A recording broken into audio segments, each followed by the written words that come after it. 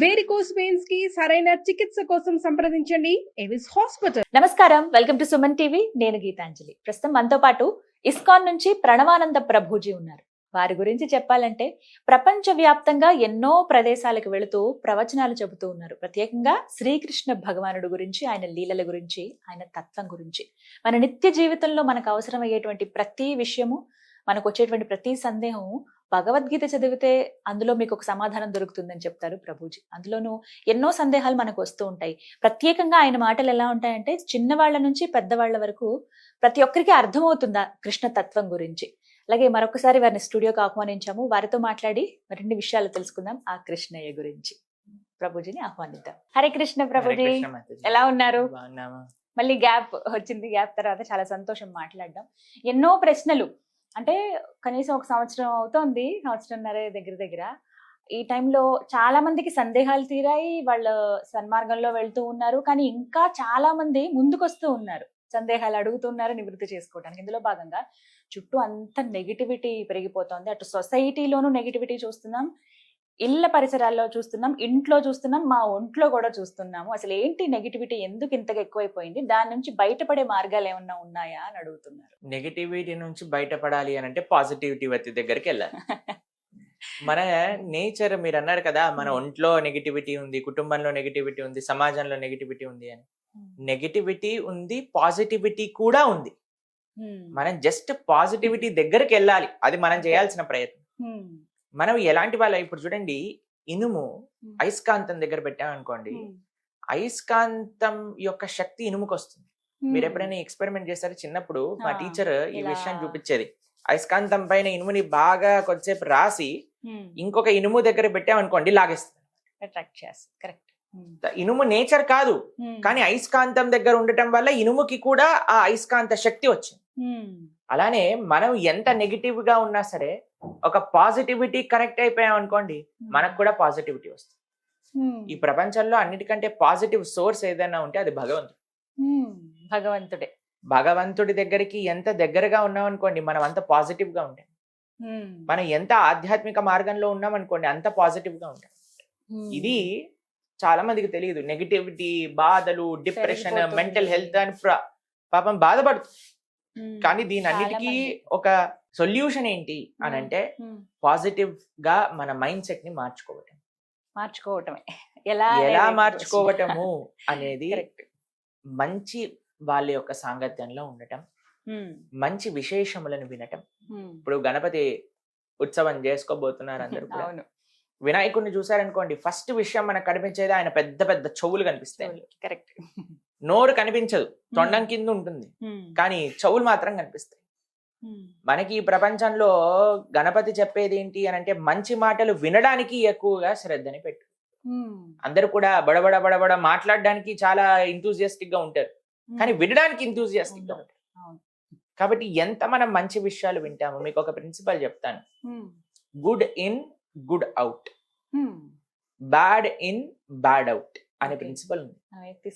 మనం లోపల ఏదైతే స్వీకరిస్తామో అది మన నుంచి బయటకు వస్తుంది. నెగిటివిటీ లోపలికి ఉంది. లోపల సపోజ్ మనం అనుకుంటున్నాం, అరే నా లోపల మొత్తం నెగిటివిటీ ఉంది. ఎక్కడి నుంచి వచ్చింది ఈ నెగిటివిటీ? మనం తెచ్చి పెట్టుకున్నాం నెగిటివిటీ. మనం చాలా పాజిటివ్ గా ఉన్నాం. కొంతమంది అంటారు, ప్రభుజీ చాలా పాజిటివిటీ వస్తుంది ఎప్పుడైతే మనం మందిరానికి వెళ్తామో, ఎప్పుడైతే సాధువుల్ని కలుస్తామో. ఎందుకు ఆ పాజిటివిటీ ఇచ్చింది? ఎందుకంటే పాజిటివిటీని తెచ్చుకున్నాం కాబట్టి. మనం కరెంట్ వైర్ ని పట్టుకుంటే ఎలా అయితే కరెంట్ షాక్ కొడుతుందో, భగవంతుని ఎప్పుడైతే పట్టుకుంటే ఆ పాజిటివ్ ఎనర్జీ, ఆధ్యాత్మికత భావనలో ఉండే ఒక ప్రశాంతత. పాజిటివిటీ అంటే ఏం లేదండి, ఎక్కడైతే ధర్మమో అది పాజిటివ్, ఎక్కడైతే అధర్మమో అది నెగిటివ్. కాబట్టి భాగవతంలో ఒక విషయం చెప్పారు, మద్యంపానం శ్రియాసూన యథా అధర్మశ్చ చతుర్విధం. ఎక్కడైతే ఈ 4 వస్తువులు ఉంటాయో అక్కడ తప్పకుండా నెగిటివిటీ ఉంటుంది. మీకు చాలా జాగ్రత్తగా ఈ విషయాన్ని పరిశీలన చేయాలి అందరూ. ఎక్కడైతే ఈ 4 చెడు అలవాట్లు ఉంటాయో, ఏంటి ఆ 4 చెడు అలవాట్లు? ఎక్కడైతే మాదక ద్రవ్యాలను సేవిస్తూ ఉంటారు. ఇప్పుడు చూడండి, మీరు ఒక ఈ ప్రపంచంలో మేము ఎప్పుడూ వెళ్ళలేదు, కానీ విన్నాం, కానీ చూసాం వీడియోస్. కానీ ఎప్పుడైనా మీరు చూడండి, ఎక్కడైనా ఈ డిస్కోటెక్స్ అని, పబ్స్ అని ఉంటాయి చూడండి. అవన్నీ చీకటిగా ఉంటాయి. అవును. చాలా మొత్తం అన్ని అంధేరా మొత్తం చీకటి ఉంటుంది. దాని లోపల ఏవో అక్కడక్కడ లైట్లు వేసి ఉంటారు. ఎందుకు అంటే ఇది తీవ్రమైన తమో గుణానికి చెందిన పని అన్నమాట. మాదక ద్రవ్యాలు సేవించటం, డ్రగ్స్ అని, తర్వాత గుట్కా, మాణిక్ చంద్, తర్వాత మందు తాగటం, ఇవన్నీ కూడా తమో గుణానికి సంబంధించి. అందుకే మీరు చూడండి, ఎవరైనా ఇలాంటి తప్పు పనులు చేసే వాళ్ళ దగ్గరికి మనం వెళ్ళామనుకోండి, వాళ్ళు ఒక స్టేట్ ఆఫ్ వాళ్ళని చూస్తేనే మనకు కూడా ఏంటి అసలు వీడు నార్మల్ గా ఉన్నాడా లేదా అని అనిపించే ఒక అనిపిస్తూ ఉంటుంది అనమాట. తాగాక ఎవరైనా చూసారా మీరు ఎప్పుడైనా? చూసానండి. వాడు మైకంలో ఉంటాడు. అవును, ఈ లోకంలో ఉండరు అసలు. ఎందుకు అలా ఉంటారంటారు? దాని యొక్క ప్రభావం అనిపిస్తుంది. మీకు మా ఒక స్వామీజీ ఉన్నారు మా ఇస్కాన్ లో, రాధా గోవింద మహారాజ్. ఆయన అంటారు, తుమ్తో భోగ్ కో భోగ్నే చలా పర్ భోగి తుమే భోగ్ లియా అని అంటారు. ఆయన ఏమనుకున్నారు, మనం ఏదో ఎంజాయ్మెంట్ కోసం ఒక పని చేయడానికి వెళ్తే ఆ ఎంజాయ్మెంటే మనల్ని తినేసింది అనమాట. అందుకే కదండి ఇప్పుడు తాగేవాడు, అమ్మో నేను తాగకపోతే చచ్చిపోతాను, అడిక్ట్ అయిపోయాడు. మద్యం పానం శ్రియా అసూన, ఎక్కడైతే జూదం ఆడతారు. ఇప్పుడు చూడండి కొంతమంది అయితే ఇప్పుడు చూడండి, ఇప్పుడు ఐపీఎల్ అని అవి ఇవని ఏది నడుస్తుంది సరే, ఇప్పుడైతే ఎక్కడైనా ఎలక్షన్స్ నడిచినా సరే, ఏదైనా టీవీలో రియాలిటీ షోస్ నడిచినా సరే, ఎవరు గెలుస్తారు అది డబ్బులు పెట్టేసి ఎప్పుడు ఆ టెన్షన్ లో ఉంటారు. మమ్మల్ని కూడా అడుగుతారు, రోజు టెన్షన్ ఎక్కువైపోతుంది, మేమేం చేస్తాం, ఫస్ట్ ఆ పని ఆపేసి అప్పుడే కదండి. ఇప్పుడు మీకు ఒక విషయం చెప్తానండి, కష్టపడని డబ్బులు ఎప్పుడైనా సరే మనతోటి ఉండవు. ఈజీగా వచ్చిన డబ్బులు ఈజీగా వెళ్ళిపోతాయి. కరెక్ట్. మద్యం పానం శ్రియా సూన, ఎక్కడైతే ప్రాణి హింస జరుగుతుందో, పశు హింస జరుగుతుందో, ఎప్పుడైతే మన యొక్క సొంత ఇంద్రియ సంతృప్తి కోసం మనం పశువుల్ని ప్రాణుల్ని చంపేస్తాం, ఆ ప్రదేశంలో ఎప్పుడైనా ఆ నెగిటివ్ ఎనర్జీ, ఇప్పుడు చూడండి మీరు ఆలోచన చేయండి, ఒక దగ్గరికి ఎవరైనా చనిపోయారు అనుకోండి, మనం వెళ్ళి రాగానే స్నానం చేసేయండి, బట్టలు ఉతికేసేయండి, ఎవరైనా డెడ్ బాడీ వెళ్తుంది అనుకోండి, ఇంటి ముందు నుంచి తలుపులు వేసేసి ఆ నెగిటివ్ వైబ్రేషన్స్ వచ్చేస్తాయి అని ఇంత జాగ్రత్తగా చూసుకొని, శ్మశానం ముందు నుంచి వెళ్ళినా సరే కొంతమంది తల్లు చేసుకుంటూ ఉంటారు, పక్కన నుంచి ఏదైనా డెడ్ బాడీ వెళ్తుందని చాలా అనీజీగా ఫీల్ అయిపోతాం. అరే చిన్నపిల్లలకి అంటారు చూడొద్దు అని. అదే డెడ్ బాడీని మంచిగా నీట్ గా అలంకరణ చేసి ప్లేట్ మీద తీసుకొని తిను అని తినిపించారనుకోండి, అక్కడ డెడ్ బాడీయే, ఇది డెడ్ బాడీయే. ఈ డెడ్ బాడీ అంటేనే ఒక నెగిటివ్ కానిటేషన్ మనం చూస్తాం అనమాట. ఆ నెగిటివ్ ఎనర్జీ, మీరు చనిపోయిన వాళ్ళని చూసారనుకోండి, ఎక్కువసేపు ఉండలేరండి, మీరు అక్కడ చూస్తూ ఉండలేరు, చూడలేరు. అవును. కాబట్టి ఆ డెడ్ బాడీస్ ని మనం శరీరంలోకి నింపేసాం అనుకోండి, ఆ నెగిటివ్ ఎనర్జీ అంతా కూడా మనలోకి వచ్చేస్తుంది. మనం ఎప్పుడైతే ప్రాణి హింస జరుగుతుందో ఆ నెగిటివ్ ఎనర్జీని ఈ న్యాచురల్ కలామిటీస్ కి దారి తీస్తే తెలిసిన మీకు, ఇప్పుడు వైనాడ్ లో ఫ్లడ్స్ అయ్యాయి, మీరు చూసే ఉంటారు, ఆ కొండ చేలో మొత్తం పరిగిపోయి మొత్తం ఊర్లంతా వెళ్ళిపోయి. ఎందుకు అలా జరుగుతుంది? ఒక రీజన్ చెప్తున్నారు అక్కడ. ఒక టీవీలో చూసింది ఏంటి అంటే, ఒక ప్రెగ్నెంట్ ఏనుక్కి పైనాపిల్ బాంబు పెట్టి చంపేశారు, తెలుసా మీకు? అది కరోనా టైంలో. ఇప్పుడు చాలా మంది అడుగుతారు, దీనికి దానికి ఏదైనా కనెక్షన్ ఉందా అని మమ్మల్ని కొంతమంది అడిగారు. కనెక్షన్ ఆ ఒక్క ఏనుగుతో చేసినందువల్ల అయ్యుండకపోవచ్చండి, కానీ ప్రాణి హింస ఎప్పుడైతే ఆ నెగిటివిటీ ఒక లెవెల్ కి చేరుతుందో, ఆ నెగిటివిటీ అది ఒక్కసారి యాక్టివేట్ అయిపోయి ప్రకృతి వైపరీత్యాలన్నీ కూడా వస్తాయి. కాబట్టి మేము ఒక వీడియో చూసాము, అమెరికాలో ఒక హైవే పైన వెళ్తూ ఉంటే ఏడుపులు వినిపిస్తున్నాయి అనమాట. ఆ వీడియో రికార్డ్ చేశారు, ఆడియో ఇలా వీడియో చూస్తే ఆ నెగిటివ్ క్రైజ్ అన్ని ఒక 2 కిలోమీటర్ల దూరంలో ఉండే ఒక స్లాటర్ హౌస్ నుంచి వినిపిస్తుంది. అక్కడ ఆవులు పందులు అన్ని ఎక్కడైతే స్లాటర్ చేయడానికి పెడతారో అక్కడ నుంచి వినిపిస్తున్నాయి. ఆ నెగిటివిటీ అంతా, ఆ ఏడుపు అంతా కూడా, ఇప్పుడు చూడండి మీరు ఎవరైనా మనిషి ఏడిచారనుకోండి ఇంట్లో, మన మనసు కూడా బాగుండదు. ఎవరైనా ఏడుస్తున్నారంటే, అరే కొద్దిగా ప్రశాంతంగా ఉన్నానా, నువ్వు ఎందుకు ఏడుస్తున్నావు అని మనం వెంటనే రియాక్ట్ అవుతాం. ఎందుకంటే మనకి బాధ లేకపోయినా ఎదుటివాడ బాధ చూసి మనం తట్టుకోలేకపోతాం. అలాంటిది ఇన్ని ప్రాణులు ఏడ్చిన ఏడుపులు, ఏమన్నా మేక, ఈ కోడి నేను నీకోసమే పుట్టాను నన్ను చంపేసాయి అని ఆనందంగా వస్తుందండి? అసలు అది బాధే కదా. ఆ బాధ అంతా ఎక్కడికి వెళ్తుంది? ఎవరు దాన్ని అనుభవించాల్సి వస్తుంది అని అంటే, ప్రతి ఒక్కళ్ళు అనుభవించాల్సి వస్తుంది. అంటే తిరిగి మనకు వస్తుంది అని అంటారు 100%. కాబట్టి మద్యం, జూదం, ప్రాణిహింస, ఎక్కడైతే అవైధ స్త్రీ పురుష సంఘం జరుగుతుందో, మీరు చూస్తున్నారు ఈ ప్రపంచంలో ఇప్పుడు అందరూ కూడా కోల్కతాలో జరిగిన కేసు గురించి బాధపడుతూ ఉన్నారు. ఇంకా మిగతా ప్రదేశాల్లో కూడా ఈ రోజు నేను చూసాను, మహారాష్ట్రలో జరిగిందట, అక్కడ జరిగిందట, ఇక్కడ రోజు జరిగిందట. ఎక్కడో ఒక చోట అవును. ఇలాంటివన్నీ ఎందుకు జరుగుతున్నాయి? ఎటువైపు మన సమాజం వెళ్తుంది అని చూస్తే మనం దేన్ని సమాజంలో యాక్సెప్ట్ చేస్తున్నాం, దేన్ని యాక్సెప్ట్ చేయట్లేదు అన్నారు. మనం ఒకసారి మాట్లాడుకున్నట్టున్నాం, కొన్ని సినిమాలు వచ్చాయి తెలుగులో, హిందీలో. ఆ సినిమాలలో స్త్రీని అగౌరవపరచడం ఫ్యాషన్ గా హీరో చేస్తే సూపర్ డూపర్ హిట్ అయిపోయి అందరు కూడా పేర్లు కూడా సినిమాల లాగా పెట్టేసేసుకొని, అలాంటివన్నీ కూడా మీరు ప్రోత్సహించి ఇలాంటివి అయినప్పుడు బాధపడ్డారనుకోండి, దాంట్లో పొంతన లేదే. మీరు ఎప్పుడైతే ఏదైతే ఎక్కడైతే రాంగ్ జరుగుతుంది అని మనం ఎప్పుడైతే ఆపగలుగుతామో, ఎప్పుడైతే ఇలాంటి వాళ్ళని కఠినంగా శిక్షిస్తామో, ఇప్పుడు చూడండి జరిగిన రోజులైంది, శిక్ష వచ్చిందా ఆయనకి?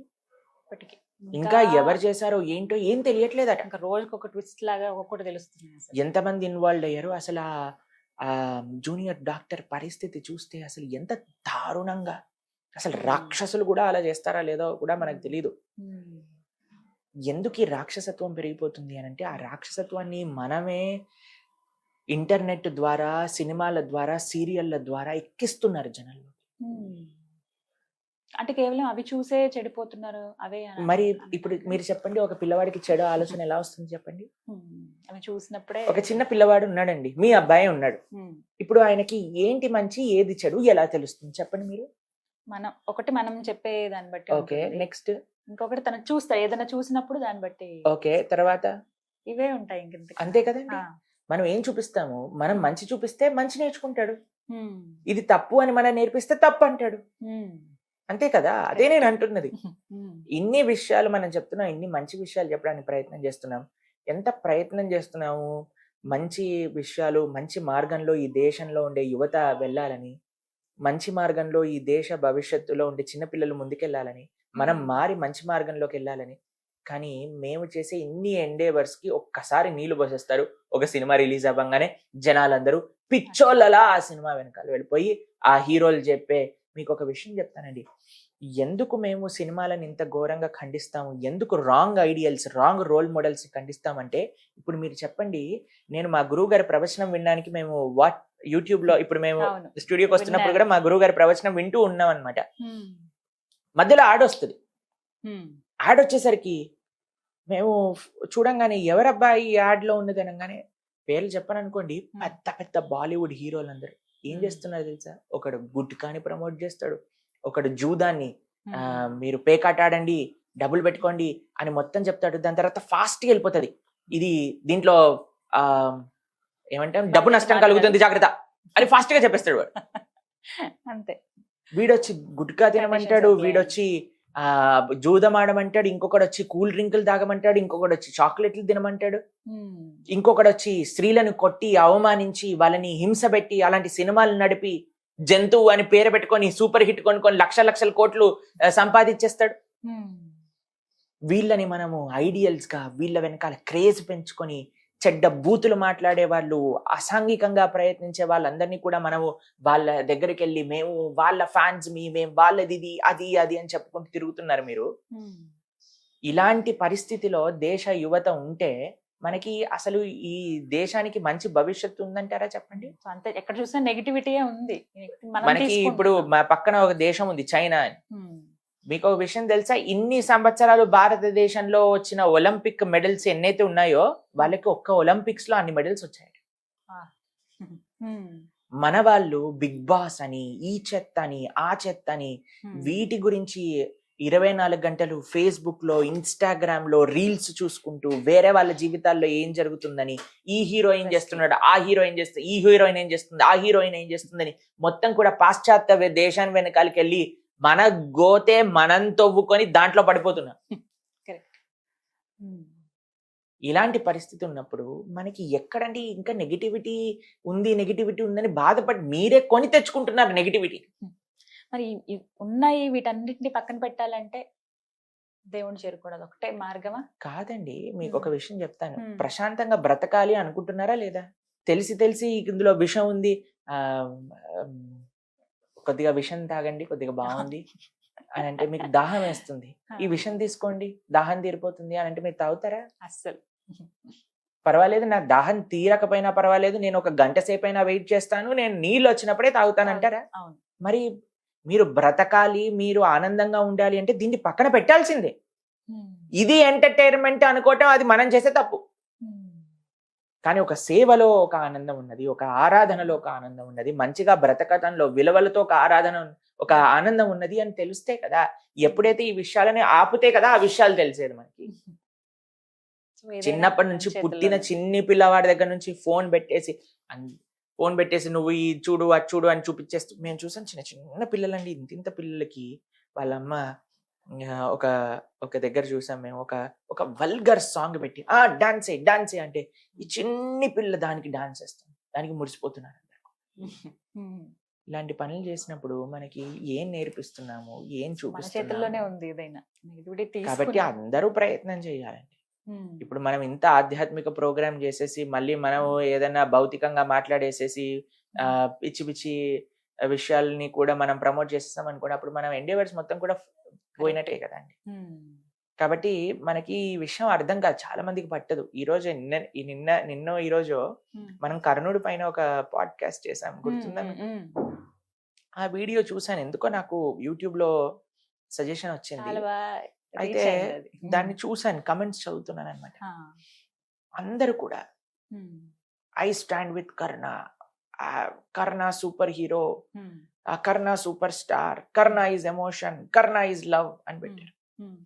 మేము ఆశ్చర్యంతో చూస్తున్నాము, అసలు వీళ్ళకి కర్ణుడి గురించి చెప్పింది ఎవరు? మహాభారతం కర్ణుడి గురించి మాట్లాడుతుంది. మహాభారతంలో వ్యాసులు వారి కర్ణుడి గురించి ఏం చెప్పారు?